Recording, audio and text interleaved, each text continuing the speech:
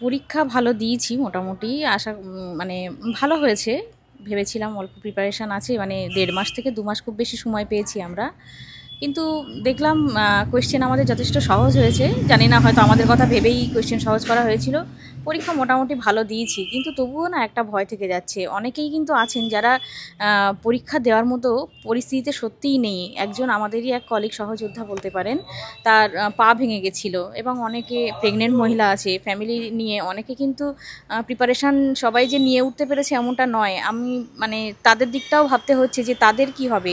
মানে আমরা ভালো দিয়েছি যারা, ঠিক আছে, কিন্তু অনেকেই আছে কিন্তু যাদের পরীক্ষা ভালো হয়নি, কিন্তু তারাও কিন্তু পানিশমেন্ট পাওয়ার জন্যে যোগ্য নয়। তো তাদের জন্যেও কিন্তু ব্যবস্থা যেন করা হয়, মানে যা পাওয়া হয়েছে তার সঙ্গে 10 নাম্বারটা তো আমাদের যেন অবশ্যই আগে যোগ করে আমাদের মানে ইন্টারভিউয়ের জন্য ডেকে এবং পরবর্তী প্রসেসিংগুলো কমপ্লিট করে। যদিও এই সাফারিংয়ের আমরা অংশীদার মানে হওয়াটা ডিজার্ভ করি না, কিন্তু তবু যখন সুপ্রিম কোর্টের রায় অনুযায়ী পড়তে হয়েছে তখন একটু স্মুথভাবে যেন সব প্রক্রিয়াটা সম্পন্ন করে আমাদেরকে একটু মুক্তি দেয়, এটা আমরা অবশ্যই চাইবো। কারণ এই যন্ত্রণাটা সত্যিই খুব মানে অসহনীয় একটা যন্ত্রণা।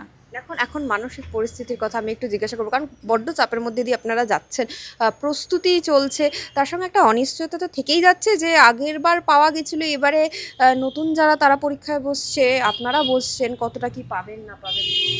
এই ভয়টা তো আছে। দেখুন, প্রথম কথা হচ্ছে যে আমাদের এই সমস্যাটা হচ্ছে 2016কে নিয়ে, স্পেসিফিক্যালি 2016 ক্যান্ডিডেটদেরকে নিয়ে, যাদেরকে নিয়ে ফ্রেশ সিলেকশনের কথা বলা হয়েছে। কিন্তু এইটা সুপ্রিম কোর্ট থেকে বলার পরেই কিন্তু যেটা দেখলাম যে আমাদের এসএসসি বা সরকার পক্ষ কিন্তু ঠিক করলো, ওপেন টু অল ডাক দিয়ে দিল।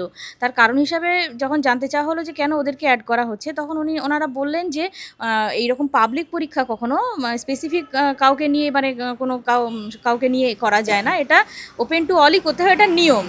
কিন্তু আমাদের প্রশ্ন হচ্ছে একটা, যে নিয়মে তো এরকমটাও ছিল না যে 6 থেকে 7 বছর চাকরি করার পরে আবার পুনরায় সেই একই পরীক্ষা, মানে একই পোস্টের জন্য আবার আমাদেরকে পরীক্ষা দিতে হবে, নিয়ম তো সেটাও ছিল না।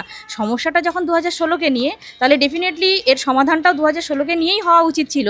যদিও ওনারা সেটা শোনেননি, ওনারা শুনতে চাননি, এবং ওনারা নিজেদের মতো করে হচ্ছে আমাদেরকে জাস্ট 10 নাম্বার দিয়ে বললেন যে তোমাদের তো দেখা হচ্ছে, এবারে সবাইয়ের সঙ্গে তোমাদের বসা হোক, মানে বসতে বাধ্য করলো। এটা সত্যিই একটা খুব অনেকটাই বেশি প্রেশারের, কারণ তারা এখন হচ্ছে স্টুডেন্ট। একটা জিনিস ভালো করে বুঝতে হবে, এই আজকের আমি আর 10 বছরের আগের আমি কিন্তু এক নই। এটা প্রত্যেকটা মানুষ নিশ্চয়ই আমার সঙ্গে এগ্রি করবে যে আজকে তার যে অবস্থা, গত 10 বছর আগে কিন্তু সে সম্পূর্ণ ডিফারেন্ট একটা মানুষ ছিল।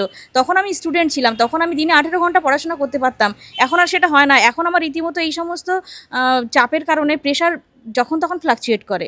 আমি এদিন পরীক্ষাও দিতে গেছি, পরীক্ষা দিতে গিয়ে অসুস্থ হয়ে পড়েছিলাম, দরদর করে মানে ঘেমে যাচ্ছি, প্রেশার ফ্লাকচুয়েট করছে, কিন্তু খুব কষ্ট করে আমি পরীক্ষাটা দিয়েছি আলটিমেটলি। এটা ঈশ্বরকে অনেক ধন্যবাদ। মানে এই যে প্রেশারটা আমাদের নিতে হচ্ছে কেন, আমরা সবাই কিন্তু এখন আর সেই 10 বছর আগের মতো নই। তো সুতরাং নতুনদের সঙ্গে লড়াই করাটা সত্যিই কোয়াইট ডিফিকাল্ট একটা ব্যাপার। এবং তার থেকে বড় কথা হচ্ছে যে ওখানে গিয়ে আমি দেখলাম, আমার মনে হলো যে আমার মানে এক্স স্টুডেন্টদের মতো কয়েকজনকে দেখতে লাগলো, আমি পালিয়ে বেড়ানোর মতো সেখান থেকে সরে গেলাম। এই যে স্টুডেন্টদের সঙ্গেও আমাদেরকে যে পরীক্ষা দিতে হতে পারে, কারণ 10টা বছর কিন্তু মোটামুটি কম নয়, তাই না? তো এই জিনিসগুলো খুব খুব খারাপ লাগে। যেখানে আমি আমার স্কুলে আমি অন্তত কম করে হলে 15-20টা পরীক্ষাতে আমি ইনভিজিলেশনের দায়িত্বে ছিলাম। এখন আমাকে আবার স্টুডেন্ট হিসাবে, মানে ক্যান্ডিডেট হিসাবে পরীক্ষাতে মানে যেতে হচ্ছে, যেখানে আমার ইনভিজিলেশনে থাকার কথা সেখানে আবার নিচে নেমে এসে আমাকে ইনভিজিলেশনের ক্যান্ডিডেট হিসাবে পরীক্ষায় বসতে হচ্ছে। এটা এবং কোনো রকম অন্যায় ছাড়া, যেখানে আমার কোনো দোষ নেই। তো এই যে মানসিক অবস্থাটা, সেটা আমি মনে করি যে এই পরিস্থিতিতে যারা না পড়েছেন তারা কেউ অন্তত আন্দাজও করতে পারবেন না যে ব্যাপারটা কীরকম। হ্যাঁ, দিন নেই রাত নেই, এখন শরীরও প্রচণ্ড খারাপ হয়ে যাচ্ছে, যেহেতু খুব শর্ট নোটিসেই আমরা পরীক্ষাটা দিচ্ছি। দিল্লির আন্দোলন থেকে ফেরার পরেই আমরা পড়াশোনা শুরু করেছি। নেক্সট উইকেই আমাদের 11-12 পরীক্ষা আছে, সেটার জন্য প্রস্তুতি নিচ্ছি। মানে কি বলবো, দিন রাত এক করে, গায়ে জ্বর এসে যাওয়ার মতো অবস্থা। কি করব, কিছু অপশান নেই। তো এইভাবেই চলছে, মানসিকভাবে একদমই ভালো নেই। মানে দেখা যাক কি হয়। মুখ্যমন্ত্রী কিন্তু গ্রুপ সি না, যারা অযোগ্য আছেন তাদের জন্য একটা উপায় বলেছেন। আপনারা যারা ধরুন যোগ্য, পরীক্ষায় বসছেন বা এবার যোগ্যতার প্রমাণ দিতে পারলেন না, তাদের জন্য কোনো উপায় বলেননি। কি ভাবছেন নিজেদের নিয়ে?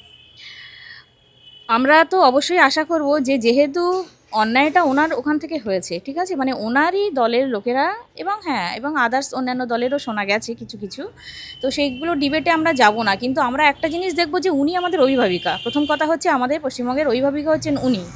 যদিও উনি plan ABCD A to Z প্ল্যানের কথা বলেছিলেন যে আমাদের কারো যোগ্যদের চাকরি যেতে দেবেন না, এই কথাটা উনি বলেছিলেন। তারপরেও দেখলাম সেই মানে রিভিউয়ের জন্য ওনারা একটা প্রসেস শুরু করেছিলেন ঠিকই, কিন্তু ওখানে হারার পরে আমাদেরকে সোজা পরীক্ষার দিকে ঠেলে দেওয়া হলো। বাকি B to Z কি প্ল্যান ছিল আমরা জানি না যদিও, তো যাই হোক সেটাও যখন আমরা মেনে নিলাম, মানে পরীক্ষাতে বসলাম, এর পরবর্তীতে উনি কিভাবে কি করবেন সেটা অবশ্যই ওনার উপরে আমরা তো আশা রাখবো যে উনি দেখবেন, কারণ দেখতে হবে, কারণ অন্যের দায়টা আমরা নেব না, নিতে পারি না এটা। এবং এটাতে মানসিকভাবে যে আমরা কতটা বিক্ষুব্ধ হচ্ছি সেটা একমাত্র আমরাই জানি।